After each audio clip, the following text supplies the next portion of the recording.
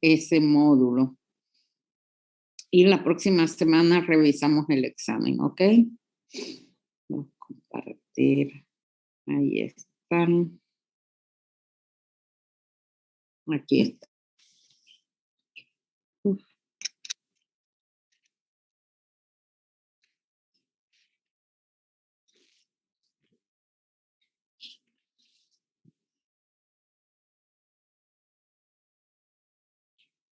Bueno, ahora vamos a entrar a lo que es la distribución normal, sus características y el uso de la tabla de probabilidades, ¿verdad? La distribución normal, vamos a ver las características, vamos a calcular probabilidades, vamos a calcular intervalos de confianza, aunque eso creo que lo vemos la próxima semana. Déjame ver. Bueno, eso lo tendremos que ver la próxima semana, cuando vean la distribución de T. Y ver las otras distribuciones especiales. Ok. Realmente si hacemos una historia y ustedes buscan en el internet, van a encontrar que no solamente se maneja en estadística la distribución normal, también la binomial, ¿verdad? Que en donde si solamente es posible dos resultados que sean mutuamente excluyentes, por ejemplo, en un estudio de efectividad del medicamento, si los resultados son controla o no controla, o se salva o no se salva. Entonces, en esos casos se usa una distribución binomial. Pero aún en esos casos se pueden hacer otros cálculos, por ejemplo, promedio y demás, y convertir esos resultados que son variables discretas, que le podríamos dar un número 1 o 2, la podemos convertir en variables continuas cuando calculamos promedios de varios experimentos. Bien, la distribución normal es una distribución de variables continuas. Esto es muy importante. Se aplica a variables continuas. Si las variables son discretas, y vamos a ver un caso en donde podemos hacer una transformación y obtener, así como se obtiene el RT, por ejemplo, que a partir de variables discretas, como son el número de personas infectadas, se obtiene un valor, una derivada, que es el índice de reproducibilidad, y ese sí es una variable continua. Entonces, en esta distribución normal, los valores pueden ir de menos infinito a más infinito, es decir, todos los números son posibles y solamente va a estar limitado por la exactitud y también la precisión de su instrumento de medición o de sus cálculos. Aparte de eso, derivadas de las distribuciones normales, tenemos las especiales, que son la distribución de student, T, que aplica para muestras pequeñas, la distribución de chi cuadrado, que lo podemos usar en proporciones, y la distribución de F, en donde podemos comparar la variabilidad a través de la varianza y determinar si dos muestras son iguales o no son iguales en función de su varianza. Pero estas distribuciones derivan de una distribución de variables continuas normales. Aquí está la gráfica de los polígonos de frecuencia para distribuciones normales en donde variamos la magnitud de la varianza, aumenta a medida que disminuye la curva. Esto lo estuvimos viendo la semana pasada, ¿verdad? Que la curva con varianza 3 tiene mayor variabilidad, la varianza es mayor, tiene mayor variabilidad que la de varianza 1. Ahora, afortunadamente no tenemos que usar estas ecuaciones de frecuencia. Lo que vamos a hacer es ver el porcentaje o la probabilidad de que un valor caiga dentro de un rango. Ese rango puede ser menor que o mayor que un valor determinado, o el rango puede ser entre un valor y otro valor. Entonces, esta área es el área de probabilidades y eso es lo que vamos a ver, cómo determinar las probabilidades. Tres personas que se han incluido aquí. Bien, entonces seguimos.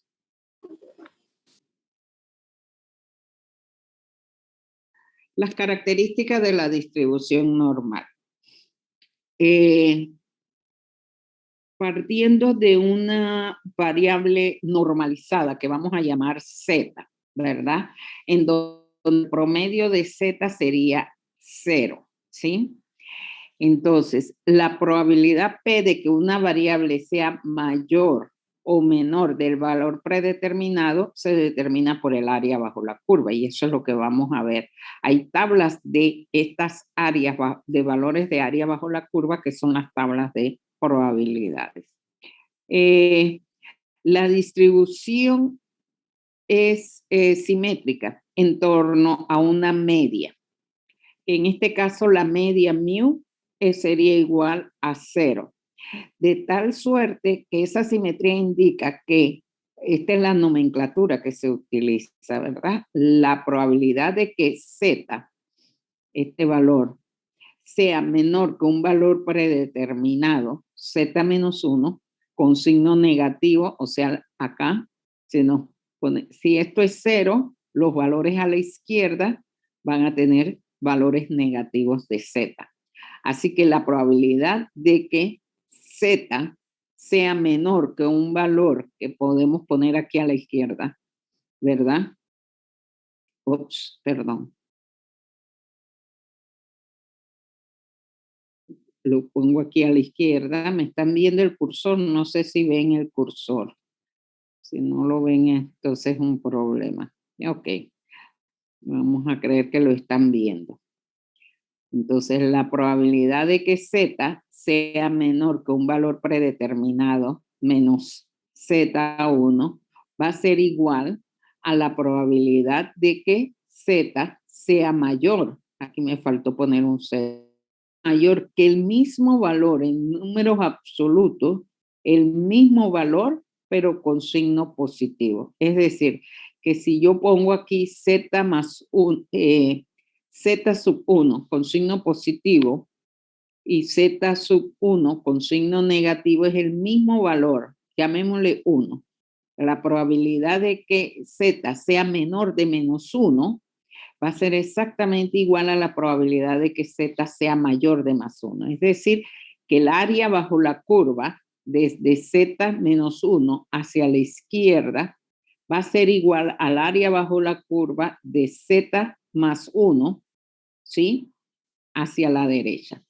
Esa es la simetría y con eso podemos usar una sola tabla de probabilidades y hacer todas las transformaciones que yo quiero tener, porque la otra característica, que esta es una curva de frecuencia de variables continuas, es una curva de frecuencia de variables continuas, de tal suerte que el área total bajo esa curva es igual a 1. Así que la probabilidad de que Z sea mayor que un Z1, digamos que Z sub 1 sea 1, la probabilidad de que Z sea mayor, es decir, el área sombreada hacia la derecha, si es positivo, va a ser va a ser igual a 1, que es el área total, menos la probabilidad de que Z sea menor de 1. Z sub 1 sea 1. Sí, no queremos usar el 1, sino el 2. Aquí podemos usar. La probabilidad de que Z sea mayor de 2 va a ser igual a 1 menos la probabilidad de que Z sea menor de 2. Es decir, que partiendo de un punto definido, el área hacia la derecha, ¿verdad? Va a ser igual a 1 menos el área a la izquierda. ¿Por qué? Porque el área total bajo la curva de distribución de frecuencia es igual a 1. La otra característica que tiene es que la mayoría de los valores se agrupan alrededor de la media. Pudieran ser mesocúrticas, leptocúrticas, muy poco platicúrticas, porque la platicúrtica está muy aplanada. Entonces vamos a tener curvas leptocúrticas en donde hay poca variabilidad de los datos, o mesocúrticas, que la variabilidad es intermedia. Eso hace, entonces, ese valor Z podemos decir que es, lo podemos usar como el error, ¿verdad? El promedio del error es igual a 0, pero el error puede ir de menos infinito a más infinito. De menos infinito a más infinito.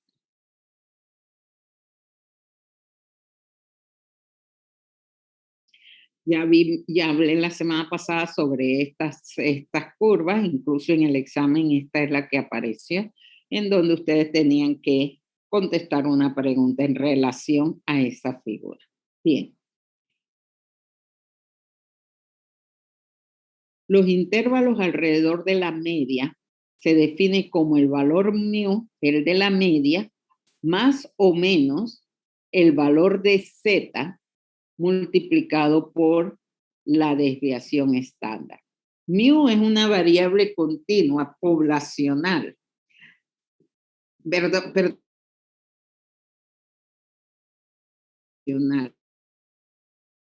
Entonces, como emana de la población, el promedio va a ser mu y la desviación estándar sigma, ¿sí?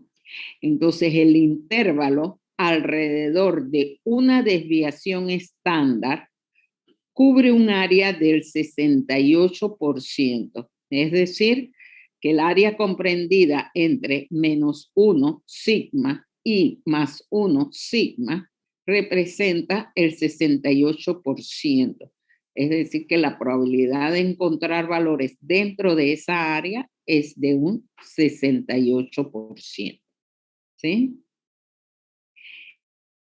Si nos vamos hacia la izquierda o hacia la derecha, aquí tenemos que la probabilidad de obtener, si la probabilidad de obtener valores es de un 95%, eso cubre un intervalo que es exactamente 1,96 veces sigma menos y 1,96 veces sigma, con signo positivo o negativo. Este es el área que nos interesa porque en intervalos de confianza trabajamos con intervalos del 95% o del 99%, ¿verdad? Eso me va a definir mi rango de confianza. Los valores ubicados en esos rangos, el 95, el 99, son valores muy probables, porque la probabilidad de encontrar valores en ese rango sería del 99 o 95%. Y eso es lo que yo quiero ver. Yo quiero excluir los valores extremos, ya sea los de la izquierda o los de la derecha. Y voy a considerar esos valores fuera de ese rango, por ejemplo, que yo pudiera trabajar con un 99%, ¿verdad? Fuera de ese rango del 99% lo voy a considerar valor atípico, son valores extremos. Lo podría descartar, de mi análisis. Sí, entonces esa es la importancia de estos intervalos alrededor de la media. Ahora, ¿cómo yo determino esa probabilidad? Yo lo determino con esta tabla de probabilidades. Partimos de una variable normalizada que es z, que tiene un promedio mu igual a 0 y una desviación estándar igual a 1.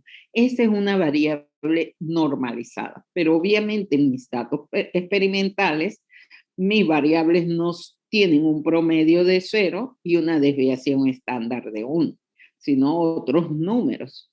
Pero esta tabla me permite determinar mis probabilidades si yo normalizo, ¿verdad?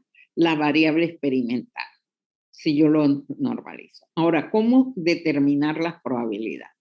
Y ustedes, les voy a sugerir, ya la profesora Mónica les publicó el taller 5 y en el taller 5 hay una página completa con esta tabla. Con esa tabla. ¿Cómo usar esta tabla? Esta tabla, en el cuerpo de la tabla, donde aquí ven ustedes 5 cifras significativas porque el 0 cuenta, ¿verdad? O 4 cifras significativas si no quiero contar el 0. Con 4 cifras significativas. Estos valores son los valores de probabilidad, son los valores de área. Los valores de Z se encuentran en la primera fila y en la primera columna. La primera columna indica los valores de Z con 2 cifras significativas que van de 0,0 hasta 3,0. Y los valores de Z en la primera, esos son los valores en la primera columna. Y los valores en la primera fila, 0, 1, representan el valor centesimal de Z. Es decir, ¿cómo se lee esto? Yo puedo encontrar la probabilidad de encontrar un valor de Z menor que 0,01, 0,2 o 0,3. Y estas serían las probabilidades. La probabilidad de encontrar un valor de Z menor de 0 vendría siendo 5. La tabla que se le está dando es una tabla que muestra la probabilidad de encontrar un valor de Z menor de un valor positivo. Es decir, si partimos aquí Z es igual a 0, ¿verdad? Entonces la probabilidad de encontrar un valor menor de 0,00 sería de 50%, 0.5. Y ustedes ven que a medida que aumentamos Z hacia la derecha, aumentamos la probabilidad. Es decir, si yo muevo mi punto de referencia hacia la derecha, yo voy a aumentar mi probabilidad. Igual si lo bajo, mi punto de referencia, estoy aumentando el valor de Z y voy a aumentar la probabilidad. Esta tabla me permite obtener así directamente la probabilidad de obtener un valor de Z menor de 3,09 va a ser igual de 100% según esta tabla. Y es por cifras significativas. Si trabajara con más cifras significativas, puedo encontrar valores de Z mayores, ¿verdad? Definir para mayor. Entonces, cuando nosotros hacemos los cálculos y nos da un valor de Z mayor de 3,09, lo único que podemos poner es que la probabilidad es mayor del 100%. Ya que esta tabla, como verán, las probabilidades van de 0.5 a 1. En términos porcentuales, 50% a 100%. ¿Verdad? Aquí está en fracción. Así entonces es que vamos a usar un ejemplo del uso de esta tabla. Por ejemplo, aquí tenemos chat. Ok, chat. En la última parte, la mediana me daba un valor grande a diferencia de la respuesta que me... Vamos a ver eso después, en la próxima semana, porque yo también tuve, por eso es que les pregunté. Ok, Yarieles, ok. O me puedes escribir en privado al chat o me puedes escribir al correo, ok. Eh, Paola para Paola. Ah, no le he puesto el registro de asistencia, disculpen. Ah, tengo que dejar aquí. Traten de buscar, mientras yo busco el file para poner el link del registro de asistencia, ustedes traten de buscar su tabla de Z. Buscar una tabla de Z. Ok, vamos a ver. Ok.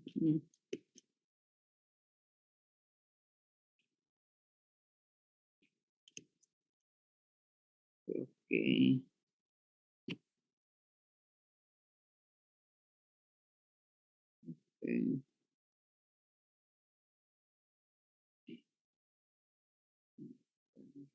tenía tantas cosas abiertas aquí. Vamos a buscar el enlace.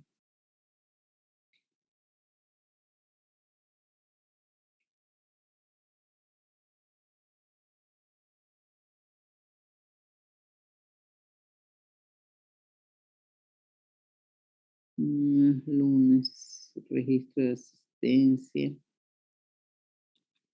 Ok.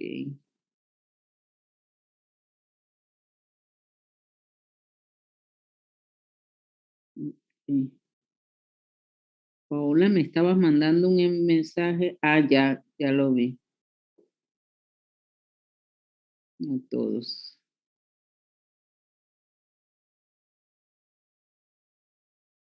Ah, Yarielis también me escribió. Disculpa, Yarielis.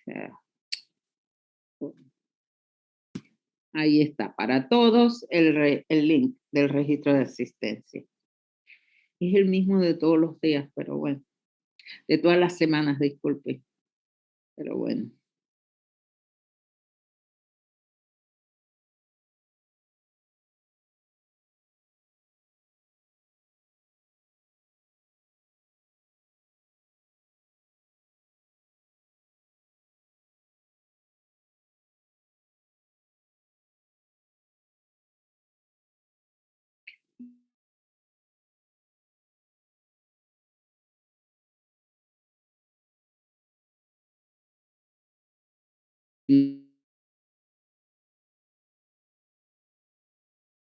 Pero bien, vamos a intentarlo. Veamos este. Uf, conexión inestable.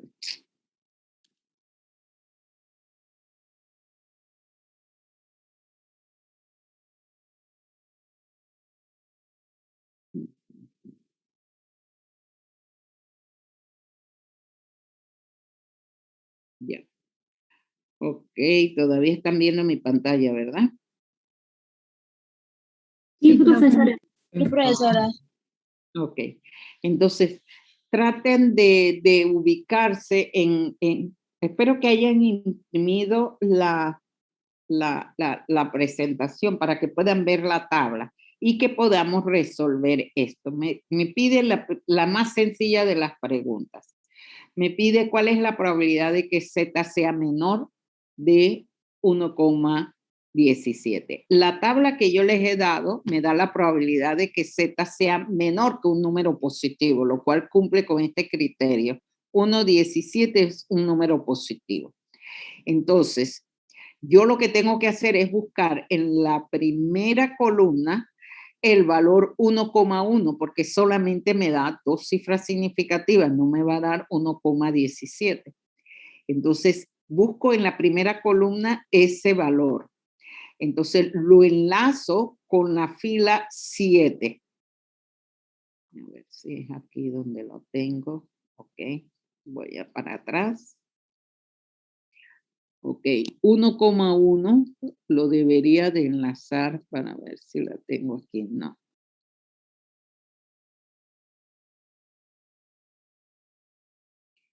1,1 busco en la primera columna el 1,1. ¿Ya? ¿Lo vieron? Está 1, 2, 3, 4. Creo que es la 12ª fila. Entonces, ese valor lo voy a enlazar con la columna 7. 0, 1, 2, 3, 4, 7. Entonces, enlazo esas dos, ¿verdad? Tengo la fila 1,1, que la encontré con los valores de la primera columna, y lo voy a enlazar con la columna 7, porque el 7 me da los centésimas, las centésimas de unidad. Me da la primera fila. Todas estas son centésimas de unidad. Entonces, 1,17, aquí lo enlazo y veo que el valor es 0.8790. ¿Qué significa eso? Que la probabilidad de obtener un valor menor que 1,7 es 0.8790. Multiplicado por 100 me daría 87,90%. Lo puedo expresar en porcentaje o lo puedo expresar en fracción, ¿sí?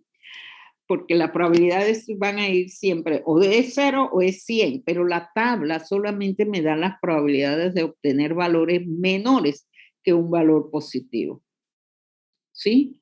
No me da la probabilidad de obtener valores menores que un valor negativo, porque si fuera para allá, a la izquierda del 0, entonces llegaría a 0 de probabilidad. Pero acá no, acá me da solamente la probabilidad de obtener un valor mayor. Pero ¿qué sucede?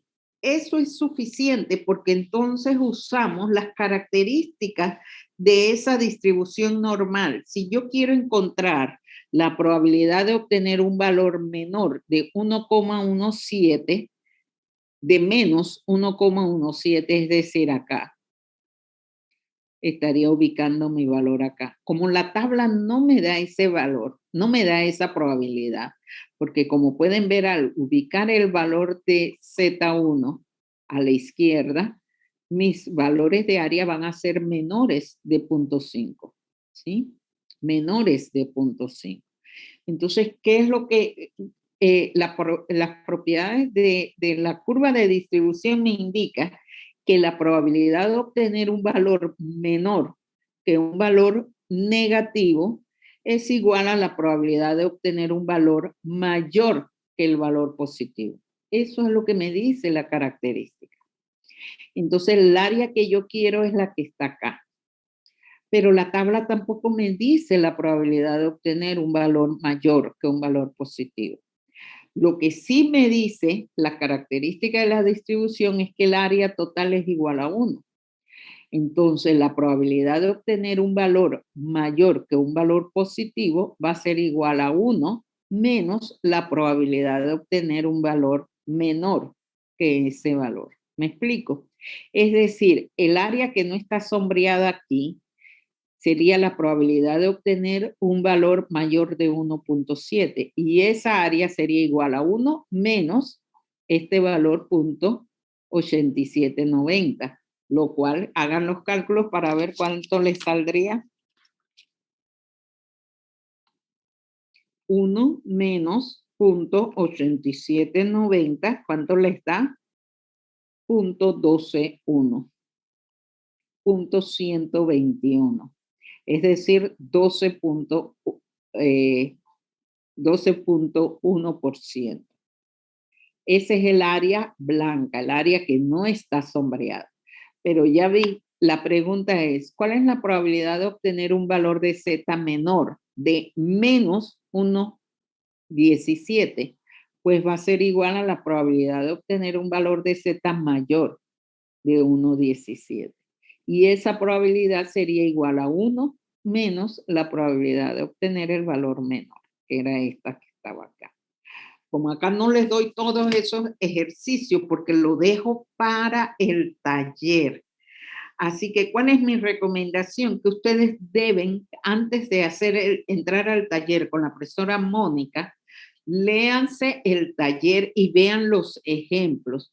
Y entonces ya la profesora Mónica les va a resolver cualquier duda que tengan en el cálculo de probabilidades, porque ahí se dan diferentes situaciones. También puedo calcular la probabilidad, por ejemplo, de obtener un valor de Z menor de 1,17, pero mayor de 0,5.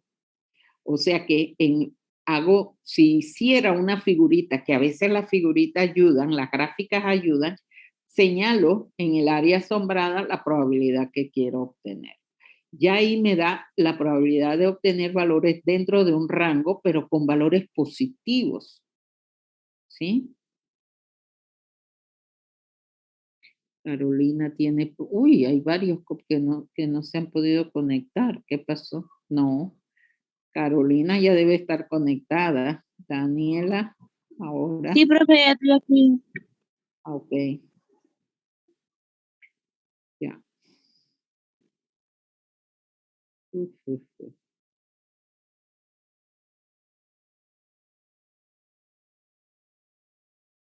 Ok, Daniela. Para Daniela. Mensaje directo. No sé quién le está mandando mensaje a Daniela. Ok, yo nada más la incluí en la clase. Quizá por error oprimí ese botón.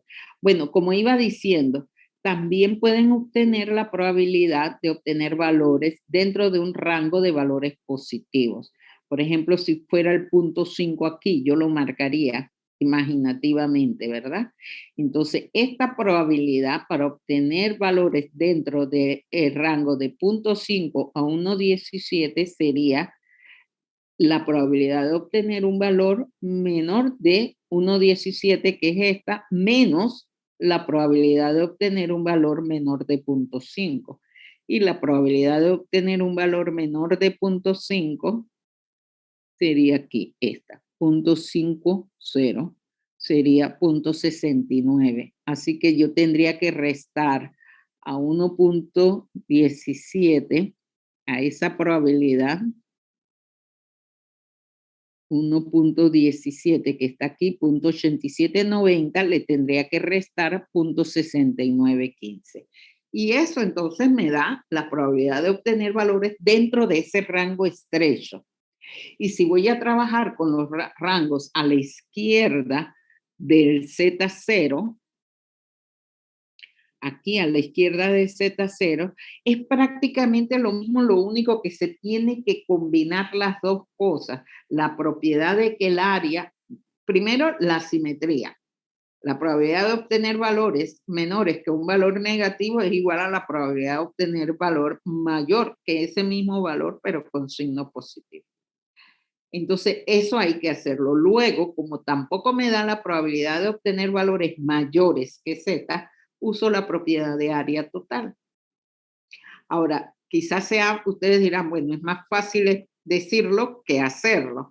Por eso es que ustedes se tienen que tomar el tiempo de revisar el taller para que pueda su experiencia de 2 horas sea fructífera. ¿Sí? Y se van a ver los diferentes casos que se dan ahí. Bien, entonces, lo otro es que nuestros valores, datos experimentales, que voy a llamar variable X en lugar de variable Z, la variable X, tendríamos que asumir que tiene una distribución normal, ciertamente, ¿verdad? Pero entonces yo, como no tengo una tabla para la variable X, yo voy a usar la tabla para la variable Z y para eso debo transformar X en Z. ¿Cómo hago la transformación? Determino el valor de Z para una variable X, conociendo, en este caso tengo que conocer su media poblacional y su desviación estándar poblacional. Es decir, mu y sigma. Yo aquí tendría que conocer valores verdaderos, valores poblacionales, ¿sí? Necesito los parámetros de la población. No puedo trabajar con X barra y S, sino con mu, mu, ¿sí? Promedio poblacional y sigma. Entonces, en el caso que nos ocupa, ¿verdad? Digamos que yo tengo este rango de valores, que creo que vamos a ver si lo dice aquí.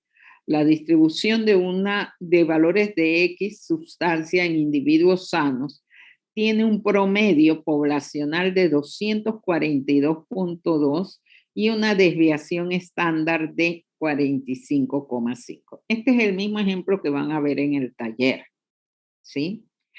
Lo que hago es transformar, ¿verdad? Ante la pregunta, ¿cuál es la probabilidad de obtener valores individuales? ¿Verdad? Estoy trabajando con mu y con sigma, son valores para valores individuales entre 189,5 y 229,5. La probabilidad de obtener esos valores, como no tengo una tabla de probabilidades de X, sino de Z, entonces estos dos valores, 189,5 y 329,5, lo voy a transformar en valores de Z. Ahí va el primero. El valor de Z, fíjese, 189 está por debajo de mu, por lo tanto no les debe extrañar que nos dé un valor negativo y me da menos 1,16. Pero 329 está por arriba de mu y me va a dar un valor positivo, ¿sí? Para ese caso específico, no siempre queda así, pero lo pueden racionalizar viendo cómo se comporta alrededor del promedio. Por ejemplo, lo que ustedes tienen, su curva de distribución es la que está aquí abajo, ¿sí? Donde su promedio de X, su promedio poblacional de X es 242,2. Y su desviación estándar no es 1, es 45, a ver, 45,5. Lo que hemos hecho es transformar esa variable X en variables de Z, en donde el promedio va a ser 0, el valor a la izquierda, Z a la izquierda es 1,16 y el de la derecha del 0, superior al promedio, es 1,92. Dije 1,16 menos 1,16. Entonces, ¿cuál es la probabilidad de obtener valores dentro de ese rango? Lo que tendría que buscar en la tabla de Z es la probabilidad de obtener un valor menor de 1,82. Si ustedes lo buscan, les va a dar que esa probabilidad es de 0,9728. ¿Sí? Esa es la probabilidad de obtener un valor menor de 1,82. A eso, pero este valor, 0,9726, va desde el valor 1,92 hasta menos infinito. Entonces tengo que restarle esta área, la probabilidad de obtener un valor menor de menos 1,16.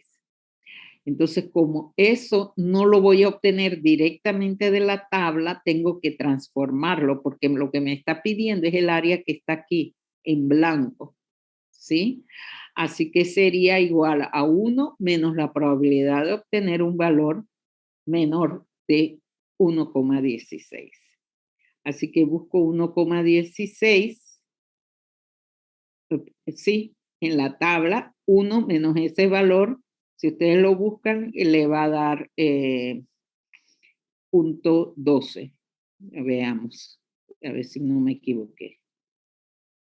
Vamos a buscar mi tabla de valores.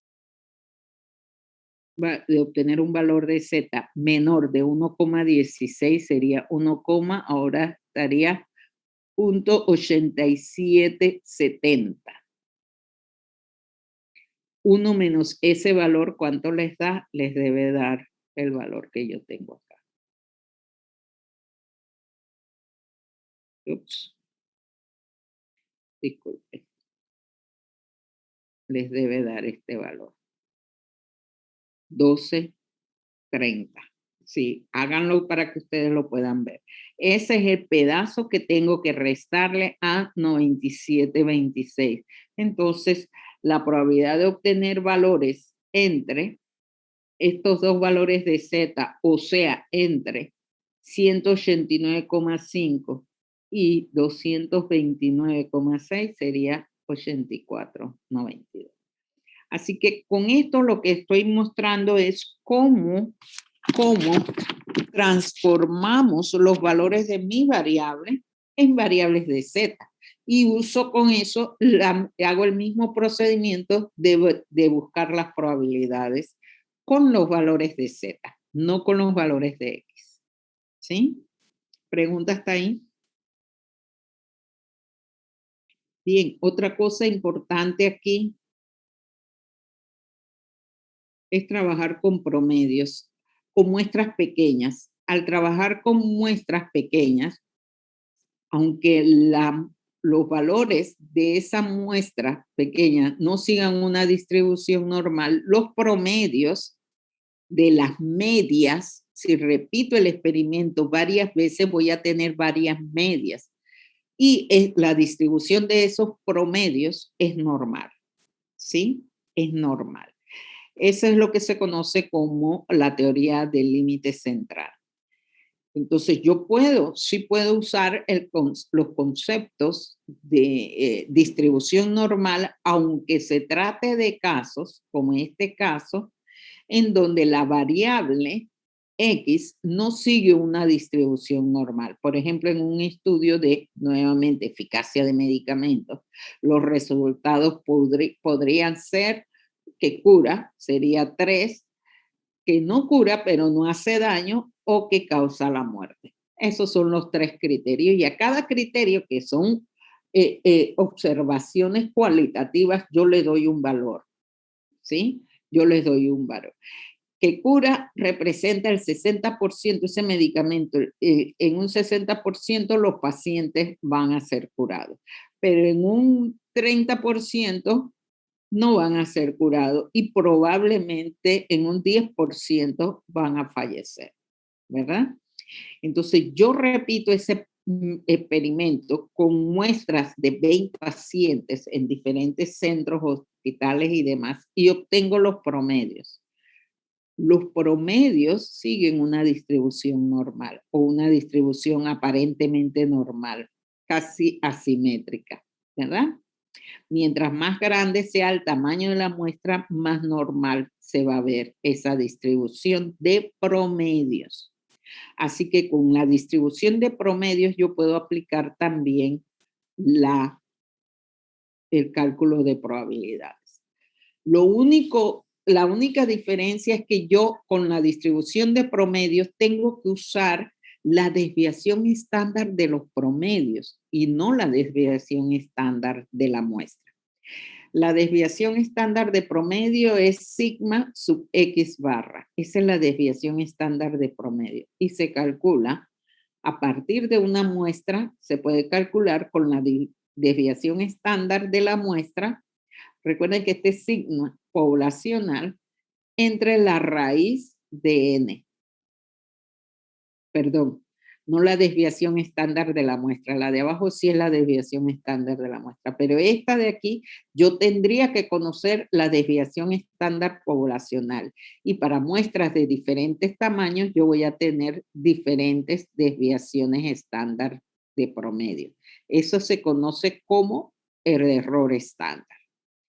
Este error estándar se utiliza para hacer las estimaciones de los promedios para futuras desviaciones.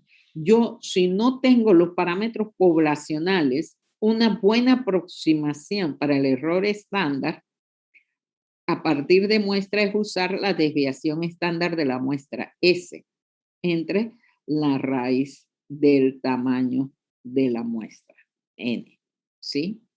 Esa es una buena aproximación.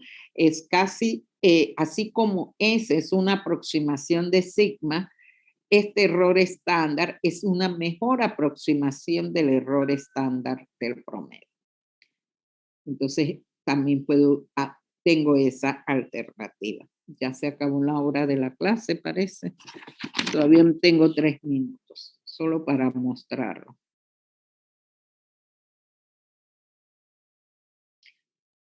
Dice, cuando se requiere determinar la probabilidad de que la media de una muestra de tamaño n caiga dentro de un rango predeterminado, se utiliza la siguiente ecuación de z. En este caso, z sería igual a la diferencia entre el promedio de mi muestra menos el promedio poblacional. Entonces, tengo que conocer el promedio de la población y también necesito conocer la desviación estándar de la población entre el tamaño n.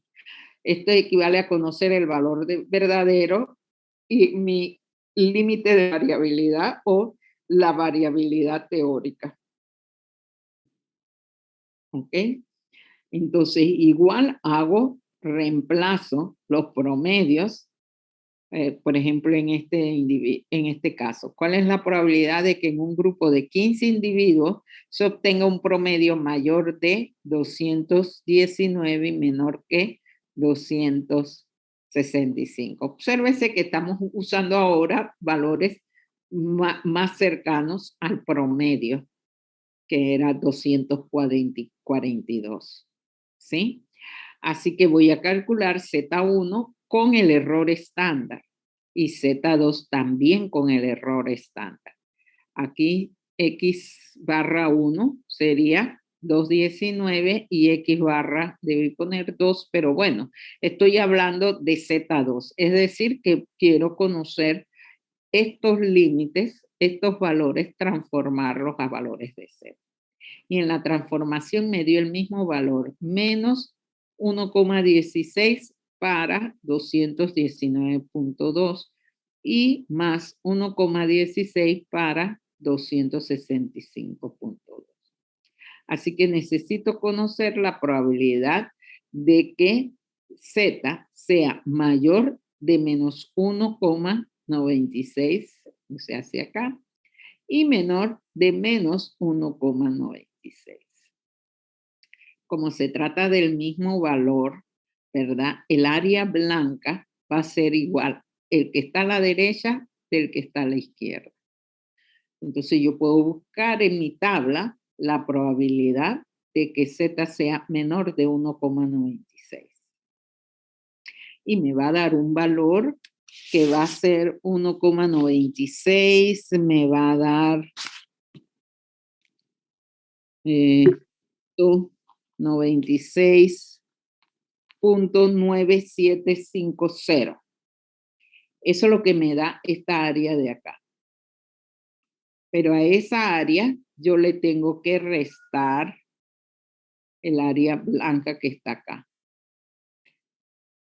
Esta área blanca va a ser igual a la que está aquí a la derecha. Y la que está aquí a la derecha sería 1 menos 0.9750, que es igual a 0.025. ¿Sí?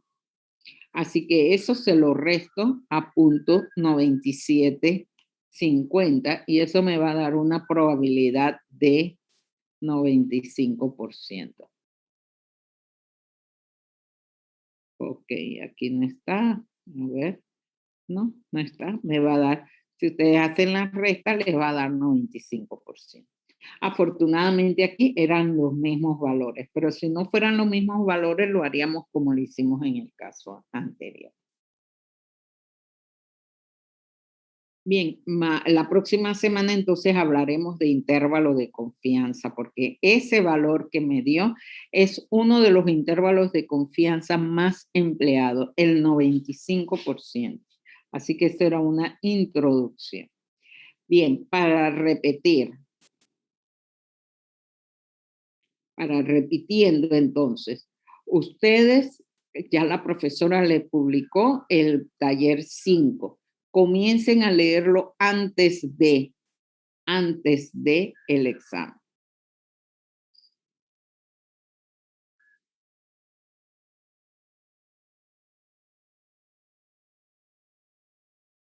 Sí, eso, Daniela, eso lo voy a explicar la próxima semana, porque a mí tampoco me dieron, y es porque yo cambio las cifras, quizás yo tenga que anular esas preguntas y evaluar, corregirlo. Pero estoy verificando eso porque en la tercera pregunta a mí tampoco me dio ninguno. Yo hago el examen también, ¿verdad? Pero lo hice fue esta mañana a la par que ustedes. Me tomó 20 minutos hacerlo, pero yo sé que a ustedes les toma quizás un poco más de tiempo. Por eso le di los 50 minutos. Pero entonces yo tengo que verificar eso, Daniela, y a todos se lo digo. Por eso es que le pregunté si tuvieron problema y nadie me dijo nada, pero ahí ninguna de las respuestas de la mediana ni la moda me dio. ¿Será que yo lo calculé mal? No sé si alguien le dio alguna de las respuestas que estaban ahí, porque no me daba las respuestas. Así que yo lo tengo que revisar. Lo único que alcancé a ver es que había cambiado las cifras y al cambiar las cifras, obviamente tenía que ajustar las respuestas, las opciones. Y parece que no lo hice. Así que ya para la próxima semana yo lo voy a ajustar para la próxima semana, decirle qué fue lo que pasó, cuáles eran los valores que yo estaba trabajando y cuáles eran los valores que modifiqué. Eso para que ustedes sepan que cuando se cambien algunos de estos valores de frecuencia, las cifras van a cambiar. Y yo lamentablemente no lo cambié, estaba muy... Así que quedamos en eso, por favor, tengan paciencia conmigo. Wilmer, ya, Buenos días, profesora. Ahora la dime, estudiante de PT. sí, No dime. sé si me permite hablar unos minutos Ok, cómo no. a solas. Y gracias. Ujú. Ah, a solas, cuando los demás se hayan ido. Ok, Sí, profesora, Buenos en días, privado. profesora. Yo, bueno, ¿quién es? Ramsés Bello. Ramses, yo vi tu correo, pero cuando lo vi estaba revisando el problema. Ramses, yo tengo aquí registrado que tú te retiraste del curso de mi grupo el 25 de agosto. No, Por eso es que profesora. no te mandé el examen, porque estabas retirado del curso. No, profesora. No, ya, entonces, No, ¿quién se retiró? ¿Será Raiza? Bueno, tiene que Ramses, eso. puedes hacer el examen mañana a la misma hora. Sí, profesora, claro. Puedes, Ramses. Ok, Sí, sí, sí. mañana te lo pongo, pues. Dele, Mañana por te favor. lo pongo. Ok. Bueno, gracias. Y Tenga buen día. disculpa, debe ser que era Raiza la que Sí, se tiene que ser. retiró. No se preocupe, dele mañana a la misma hora. Ok, a la misma hora, sí. Gracias. Okidok. ¿Alguien más? Yarielis. Bueno, ya todos los demás se pueden ir. Gracias, profe, que tenga buen día. Igual para todos. Mm.